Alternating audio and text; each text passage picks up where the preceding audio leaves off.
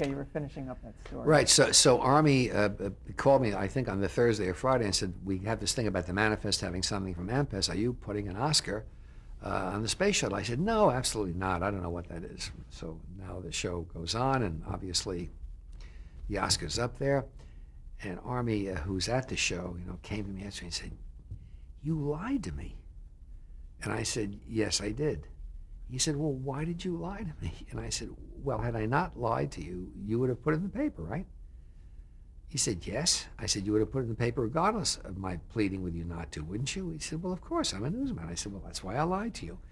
And then, it's like, the thing that's always so funny about the Oscars, the mentality around it, is that you want to surprise people, and yet the press really does their best to find out what the surprise is. There's something really nasty about that. There are lots. We had Bart the Bear on the show one year. It was fantastic that there was a big secret, and we had to keep this poor animal about 1,000 yards away, and he was in a cage, and he ate 50 what do you call those chickens on a spit? 50 rotisserie chickens a day. That was his meal, and he ate a bushel of apples.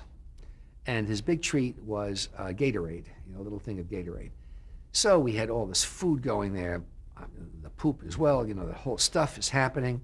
And then women couldn't be there when he was around if they were going through the menstrual cycle, and men and women couldn't wear makeup or have any kind of smell associated with them.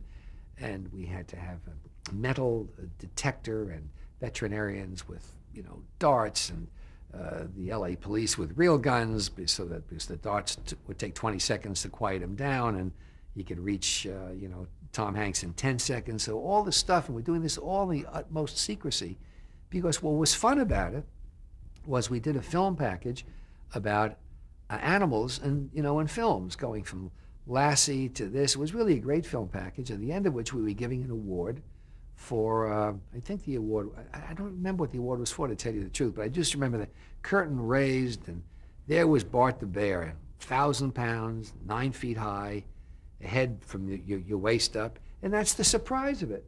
Well, when this package was brought in, and Bart was brought in, I can't tell you, we had to have security people, because people want to, they want to blow the package. It's like you give a birthday party to someone, you have a special surprise, and folks want to know what the surprise is. So I guess it's appropriate to lie a little. I don't know. Can you talk about bringing the former Academy Award winners on that one special anniversary? No, the 75th.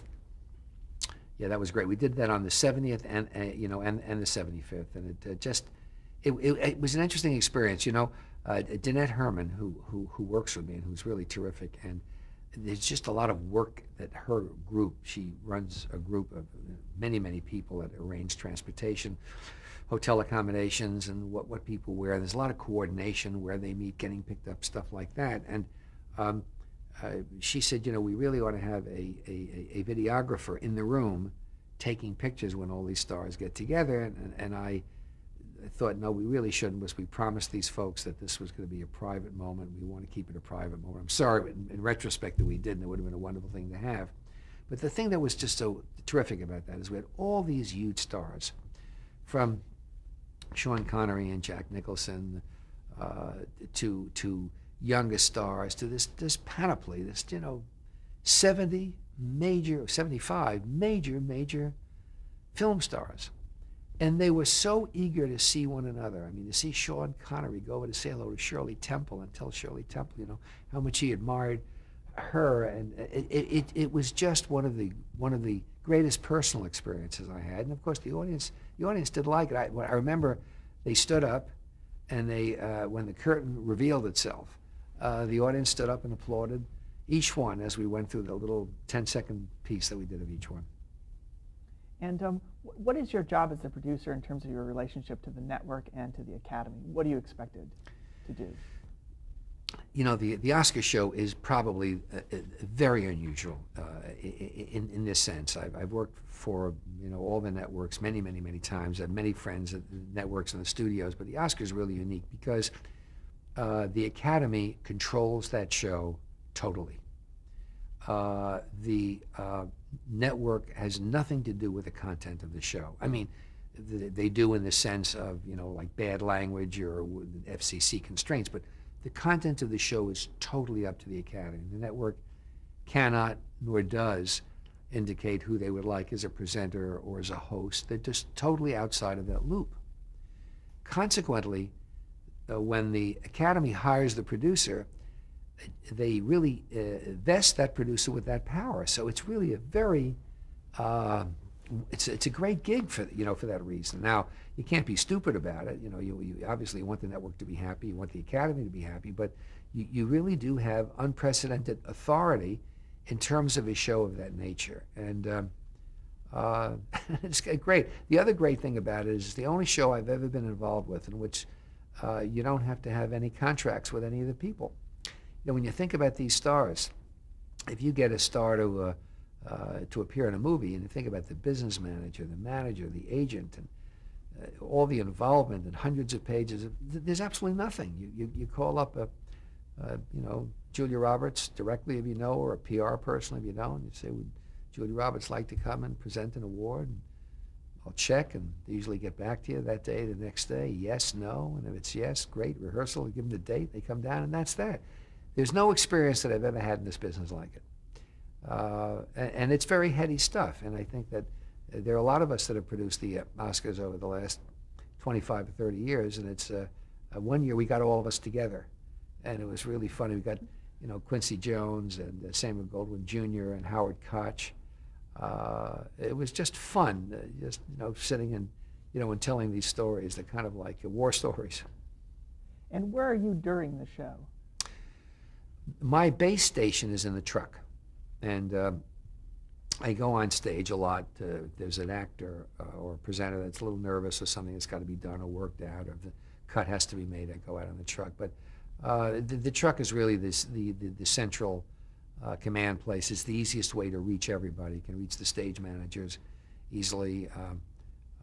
As I say, Louis J. Horvitz is a great producer. I mean, a great director, great producer as well, but he's a great director. And the question of playing people off is a job I take very seriously, and I don't delegate that to anybody because there are too many political considerations. I remember once Marty, help guys, he won the Oscars. He won the Oscar for not Frankenstein, Diana Rigg. Oh God damn. Stop the tape for 1 second, we'll figure that. Yeah. Okay.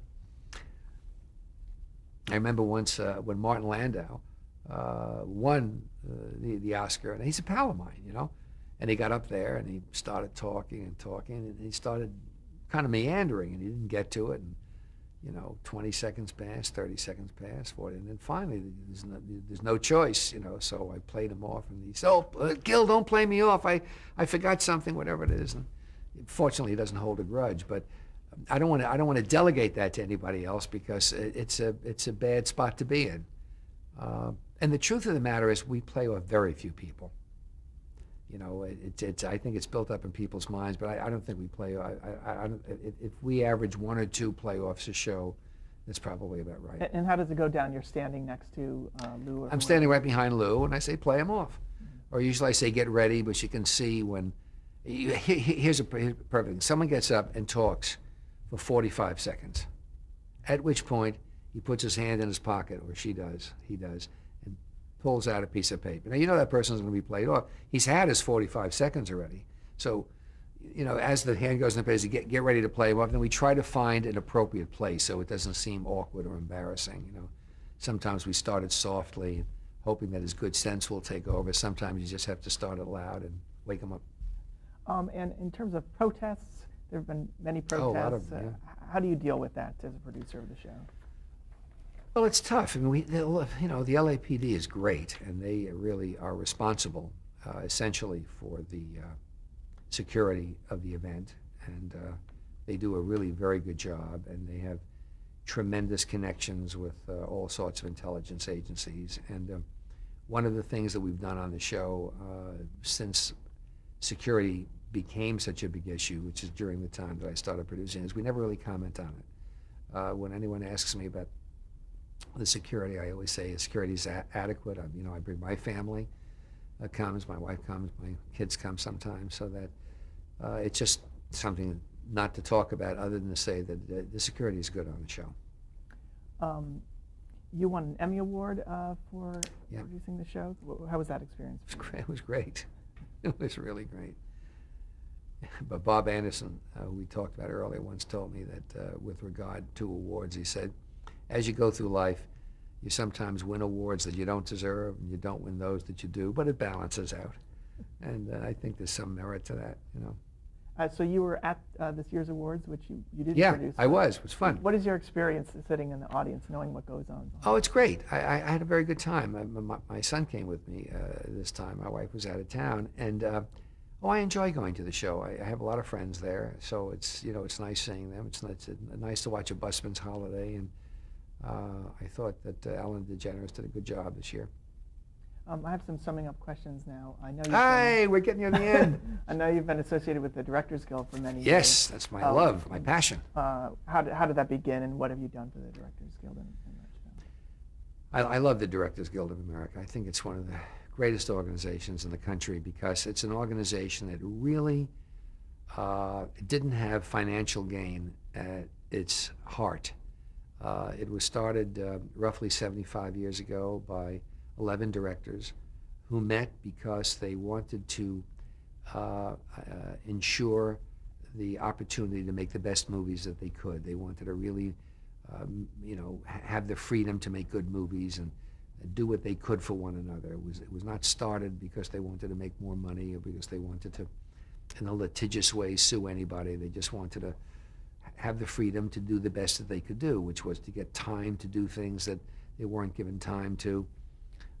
There's a great example, just rushing ahead 30 years later to when Frank Capra was president of the Guild, and he went to the studios and said, directors really should have the right to edit their own movies, to be the senior person editing the movies, and the studios were really not inclined to do that. They wondered about the cost component, and Frank Capra said, look, not only are we not asking for any more money, but we'll put together a group of 5 or 6 directors, including me, Frank Capra, George Stevens. These were giants.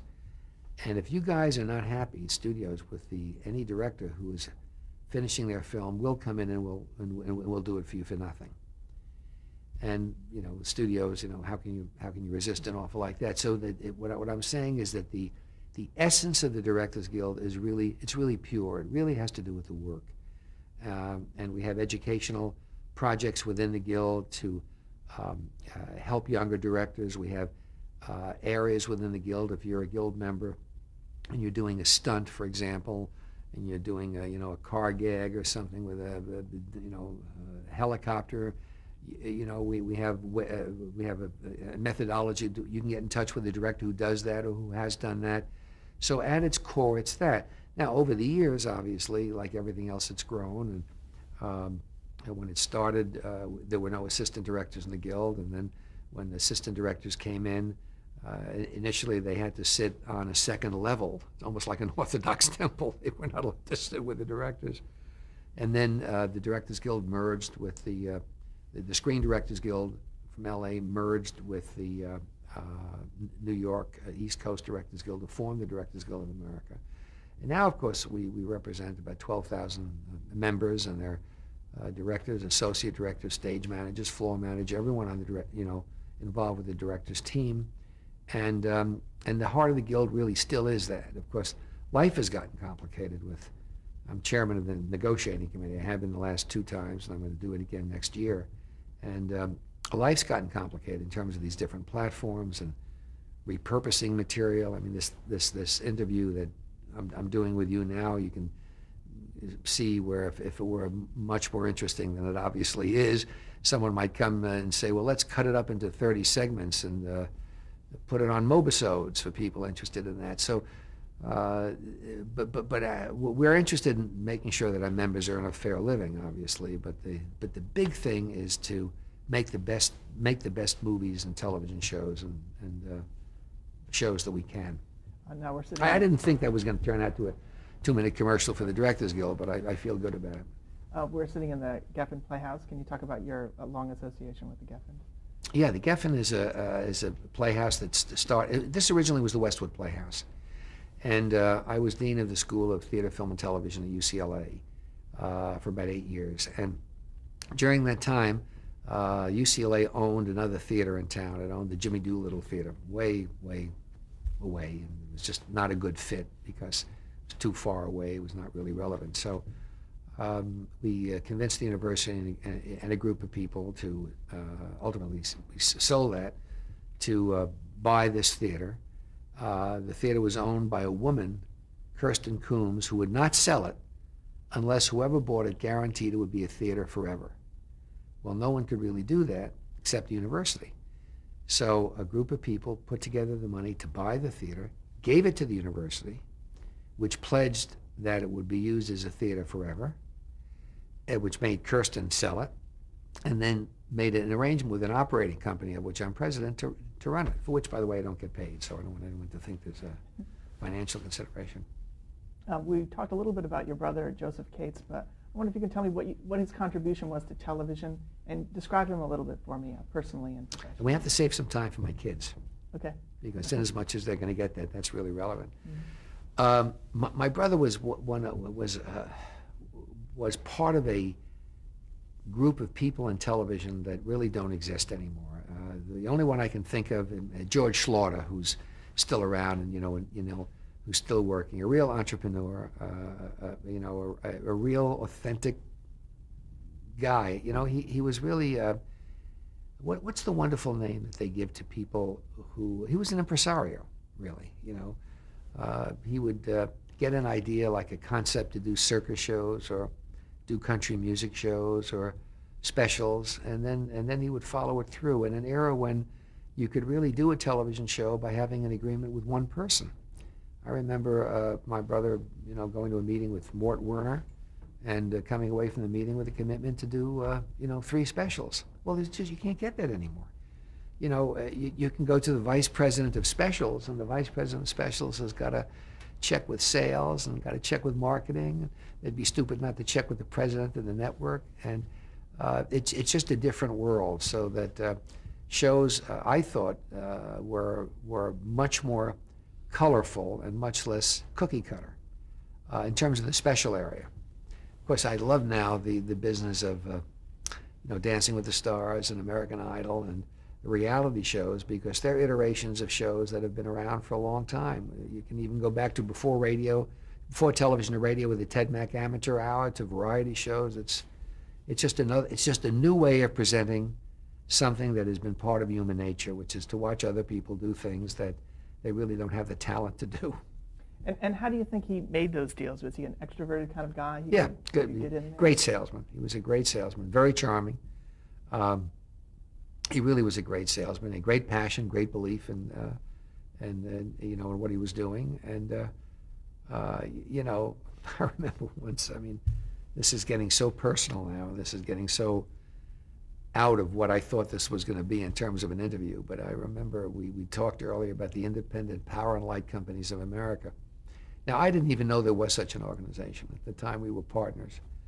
And so I was living in New York at the time, and Joe goes out to meet a friend of his at NBC, and not even for lunch, about an hour of whatever it is, he comes back and says, well, I just sold 3 specials. Well, what are they? Well, they're for the Independent Power and Light Companies of America, and they're 3 one-hour specials, and we're getting paid $300,000.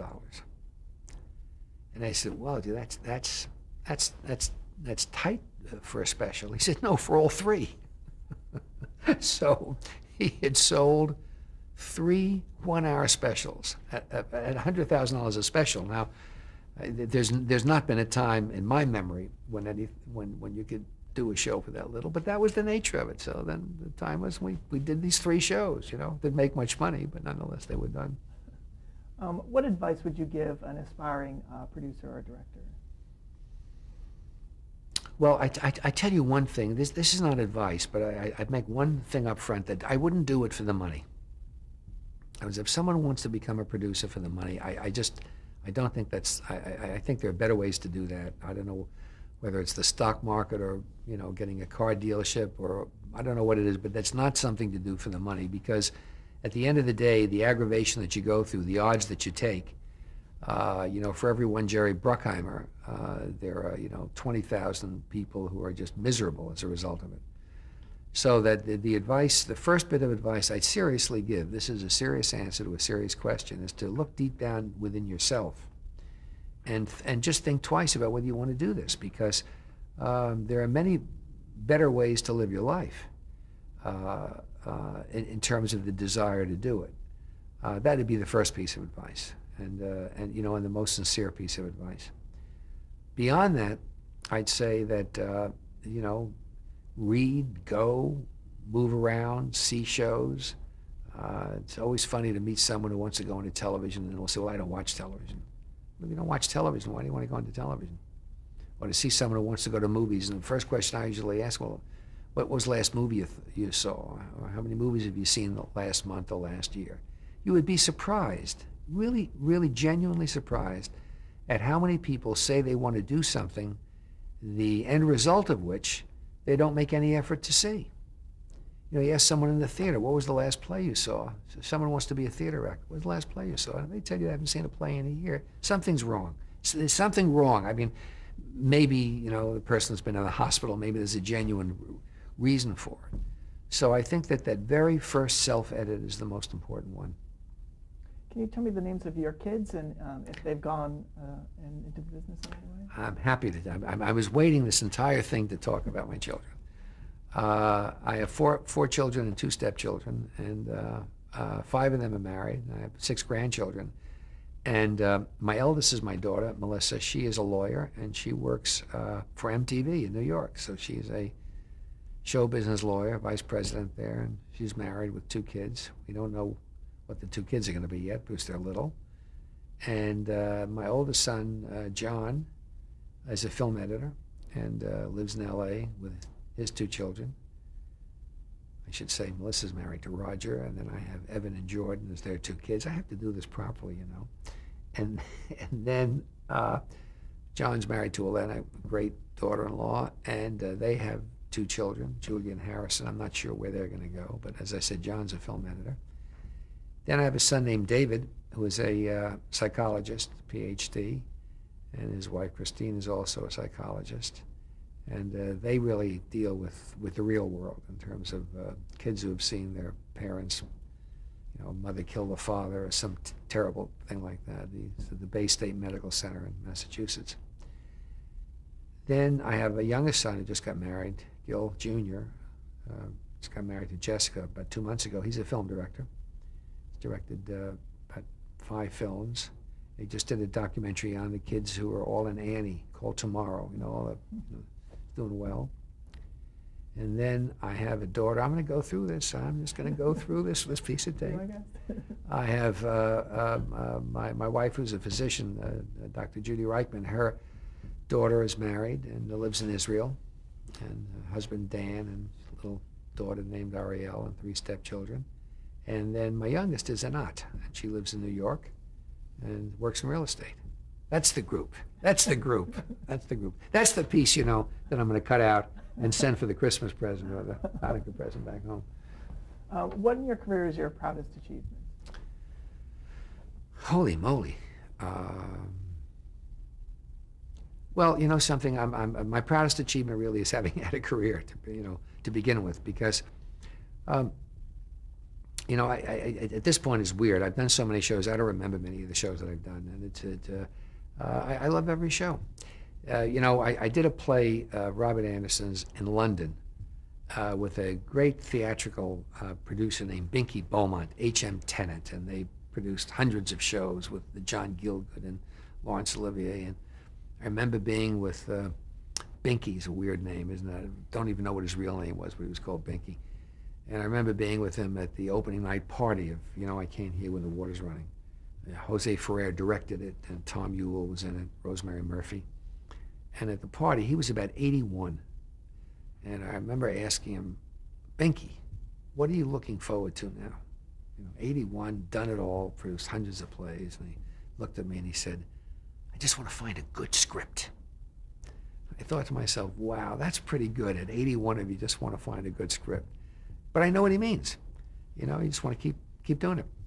And you know, you mentioned all of your children. How have you balanced your career with your family life? How important was your balancing that for you? It's hard, and we made a lot of concessions to it. For example, I had a run in New York where I did about 8 movies during the summer. It was kind of amazing.